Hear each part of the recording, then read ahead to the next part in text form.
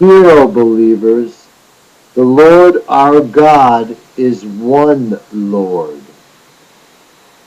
And you shall love the Lord your God with all your heart, and with all your soul, and with all your mind, and with all your strength. This is the first and great commandment. The second is this: you shall love your neighbor as yourself. There is no other commandment greater than these. This twofold, yet single commandment of love is telling us to love God above everything. However, he has this against some of you, beloved, that you have left your first love. You have not let the love of God control you, because if you did, you would love your God and walk in all his ways and keep his commandments and hold fast to him and serve him with all your heart and with all your soul.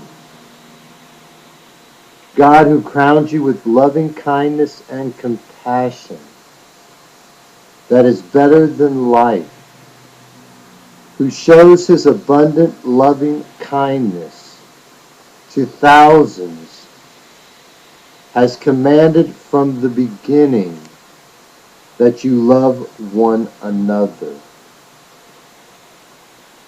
Let us then do as we are told and love one another just as Jesus loved. For love is from God. And everyone who loves is born of God and knows God. Whoever loves the Father will obey this and love the children born of him, fulfilling this royal law, that you shall love your neighbor as yourself, is the message that I bring you today. God, who created man out of love, calls him to love, the fundamental and innate vocation of every human being. For man is created in the image and likeness of God, who is himself love. What is love? Simply put, to love is to will the good of another. Love is the greatest social commandment. It respects others and their rights. It requires the practice of justice, and it alone makes us capable of it. Love inspires a life of self-giving, which is why Catholics will use the word charity when referring to love, because it's something you give.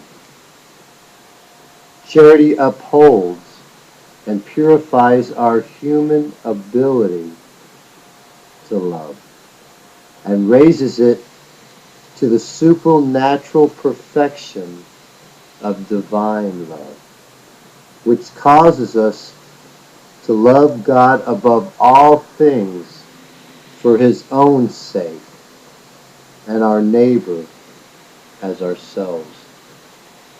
By pursuing the perfection of charity in the service of the kingdom, in the service of your brethren, we can be knit together in love. and united to Christ forever. Therefore, let us respond by loving as he has loved, and follow his call to love what is good and shun evil. Let us not love with word or with tongue, but with an act of love in both deed and truth. By loving one another, we imitate the love of Jesus. I ask you to show yourself an example of those who believe, so that all men will know that you are Jesus' disciples. A believer's love for Christ should bear the fruit of the Spirit, returning him love for love. In obedience of this truth, purify your souls for a sincere love of the brethren. Fervently love one another from the heart, a heart burning with love. I ask you, if you have the world's goods, and you see your brother in need, and you close your heart against him, does the love of God abide in you? Be like the Samaritan who helped the man after he was attacked by robbers. This is what it means to be rooted and grounded in love, and shows that you're striving for the perfection of the world and work for the sanctification of the world. Furthermore, love does no evil or wrong to his neighbor. Jesus stated numerous times that we are required to keep the commandments if we wish to be loved by him and the Father. We do this also by loving our neighbor as yourself, since the other commands are summed up in it. For he who loves his neighbor has fulfilled the law.